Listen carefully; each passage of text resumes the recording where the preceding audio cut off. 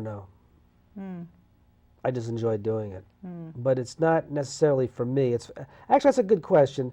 It's for my higher self, whatever that is. It's for that. Mm. I mean, And if no one was ever it. going to see it? I could care less because I like to look at my paintings myself. I'm very egotistical. I look at them and say, isn't that fantastic? I wish I could be there.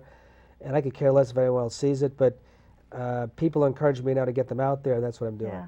It's interesting. I wouldn't say that that's egotistical. I think it's just being connected. It's to being me, connected. It looks being connected and being appreciative without making any excuses.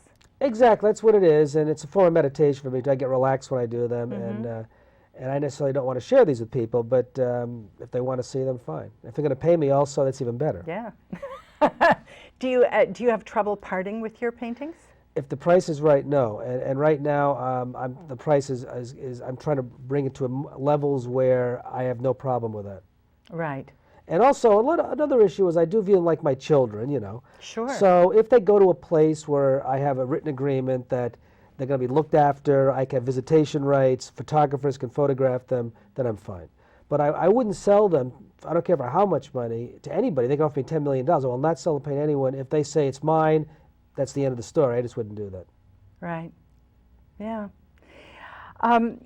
In one of the descriptions it said, my paintings strive to reflect a sense of a higher reality, not solely based on what is visible. Mm-hmm.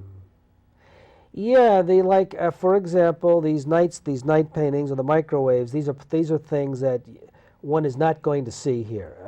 You know, you're not going to suddenly wake up and see those microwave patterns. You do. Yeah, I mean, you could. Yeah, but then you've probably been partying too much. You know, so in other words, I view these things as a higher form of reality we just don't see. And so what I'm doing is sort of bringing them into the visual. Yeah. Now, do you see that higher form of reality as your personal what you do? Is it a personal, individual expression and interpretation, or is it somewhat universal? That's a really good question.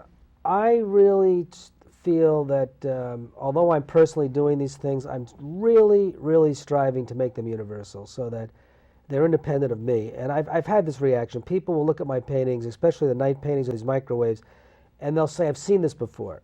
And I've had people who saw them 20 years ago, and they'll say, I never forgot that image. I just never, it's like burned in my memory. It's because they're universal images. Now, for example, the microwaves, you may say, well, that's kind of weird. How could someone see microwaves? Well, the microwaves have been floating around the universe ever since the human race has evolved. And as a matter of fact, when you turn your TV on and you see static, about 20% of the static is microwave from the Big Bang of the universe. It's actually going through us right now. So they're going through our brains. So our brains actually know this microwave radiation very, very well, but we can't see it. And we have no way to articulate it or even distinguish it. That's right. And I think in some ways the microwave radiation is probably more real than many things we're looking at, because we're born in it, we evolved in it, and it's still going through us right now, substantially going through us. So some kind of cellular memory or... It is, it's cellular, on a very deep level. And I've had many people say, God, I can't take my eyes off of those paintings, because the mind recognizes that. It's really fascinating. Yeah. We have time for, I guess, one more quote.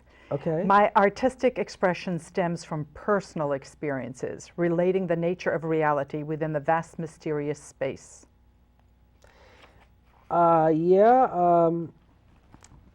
personally, as far as I know, never been up there, but I certainly think about it a lot, and I guess that would be you know, I feel intimately part of the universe, but I've never really been out there, but certainly It's here too, so I feel part of that. And do you know, that's a very desirable thing when we talk about being fully present, fully integrated at one. Is that something you feel daily, consciously? All the time, yeah. Wow. Yeah, Pretty all amazing the time. stuff. But it doesn't mean I'm calm. I mean, I'm usually a nervous wreck, but I feel this all the time. Right, Yeah. That's great.